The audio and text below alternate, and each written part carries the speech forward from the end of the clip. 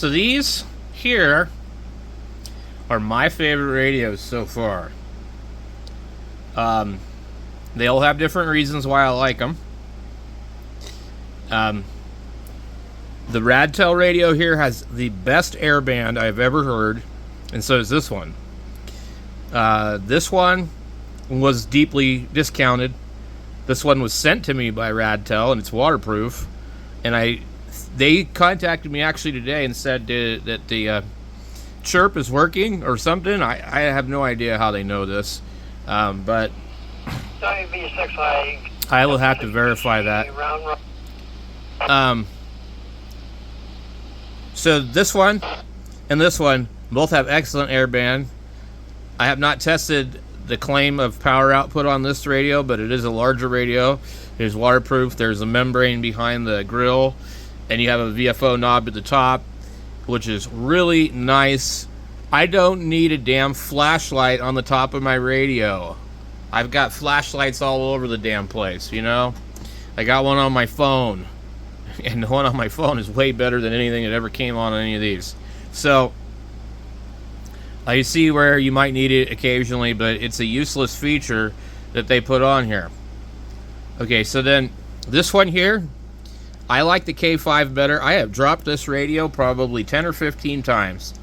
And one time I dropped it from about 4 feet up, and all it did was just leave a little mark here. The battery did pop out.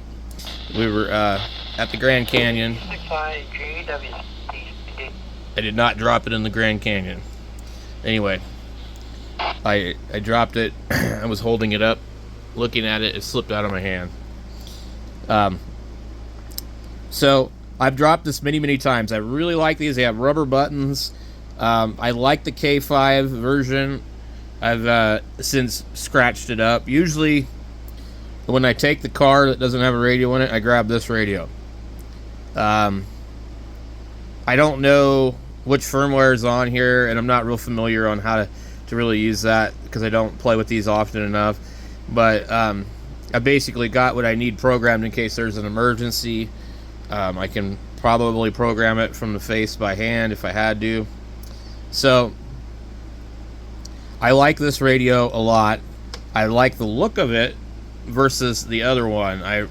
The other one I don't mind. It's growing on me, but when these first came out, I just thought, what an ugly idea, you know. But these radios have a really solid feel to them. And this one here I have not used extensively. In fact, I don't think I've even talked on it, to be honest with you. But then I found this one, and these are $23. I think the speaker sounds a little better just because of the opening. I don't know if this is plastic or painted, but it's definitely not metal, okay? Just so you know that. That's just, you know, fake. There's a funny little line here where it ends. Anyway, for $23 with a 5% off coupon, and it programs just like everything else. I actually didn't even have to go in and unlock this one. They already had it unlocked. So, those are on Amazon for $23. I don't know how long they're going to stay at that price. This one's like $30. I wouldn't buy this unless you're concerned about looks. You'd be better off to buy one of these other two because they're going to act exactly the same. I don't like them on the airband, but they work. They're just not great. This one has some of the updated firmware and it's completely unlocked and blah blah blah, and it will, you know, somewhat decode sideband. But anyway, so my actual like real favorite radio is this one right here, and there's a few things I don't like about it. I don't like how the screen sticks out of it. What I do like is they put the flashlight on the bottom of the radio. Apparently, okay, it's not really that bright. So this one here has a USB on the back of the battery. There are certain ones that do not. Those are usually locked. This one came with 3 antennas. It came with this antenna, and this one works on all bands, and the firmware is, I think, critical to which one is unlocked and which one's not.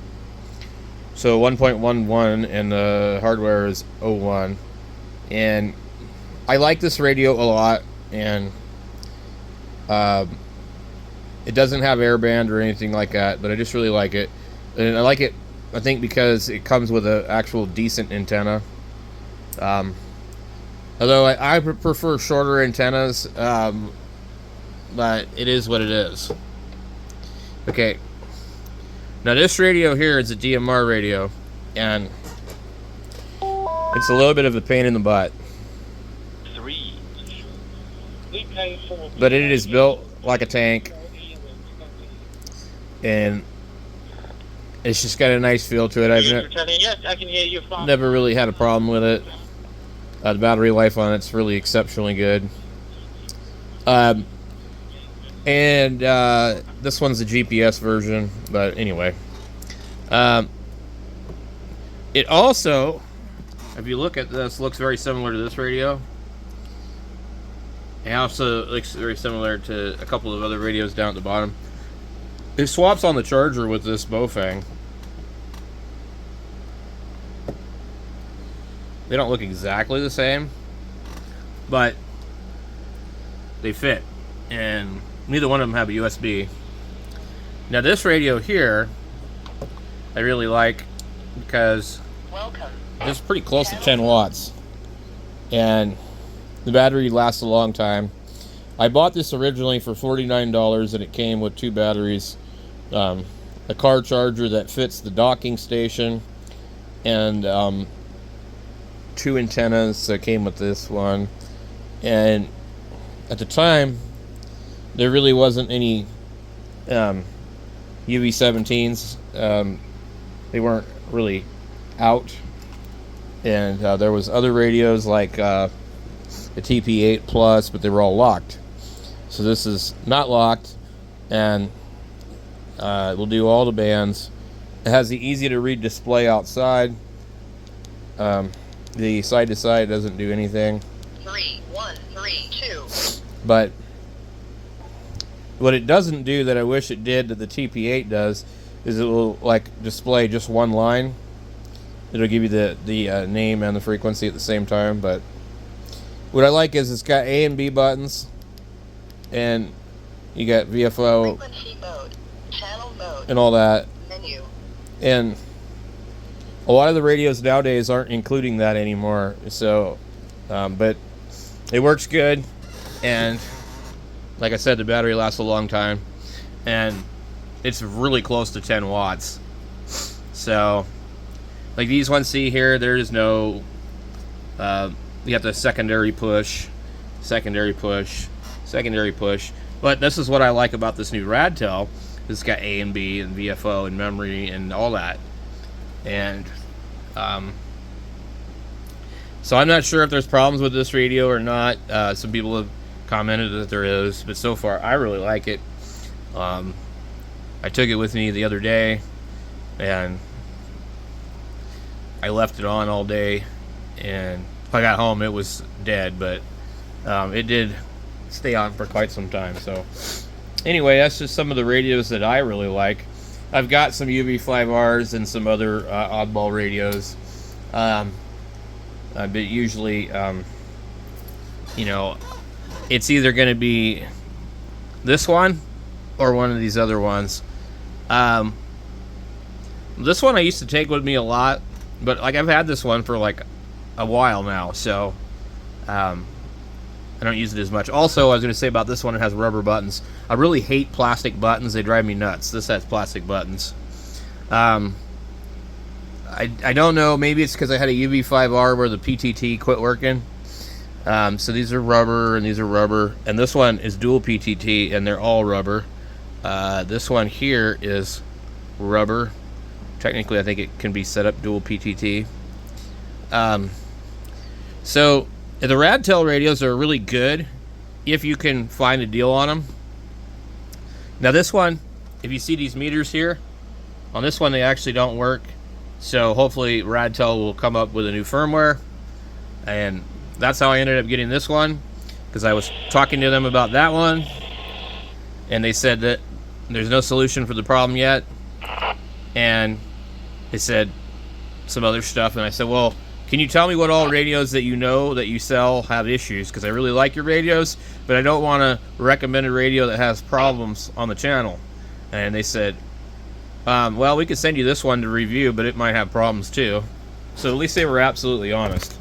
I haven't had the issue except for chirp, where it would only program 17 frequencies into the radio. They're all 70 channels that I put in there were all in the radio, but the radio, even though they were in there, it wouldn't recognize them. So I actually added a few more just to see if it was an issue with the radio. I added some manually, and it's not a problem.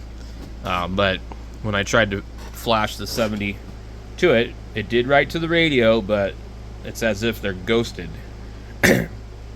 So I'm not sure what the solution is there, but they say it's fixed.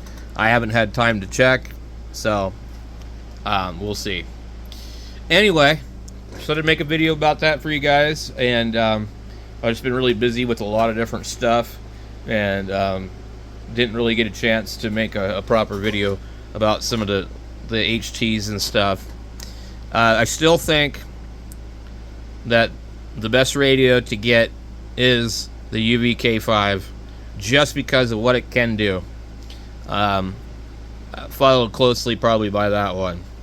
Everything else is kind of like cool, but like if you just only had one radio, get a UVK5. Thanks for watching, guys.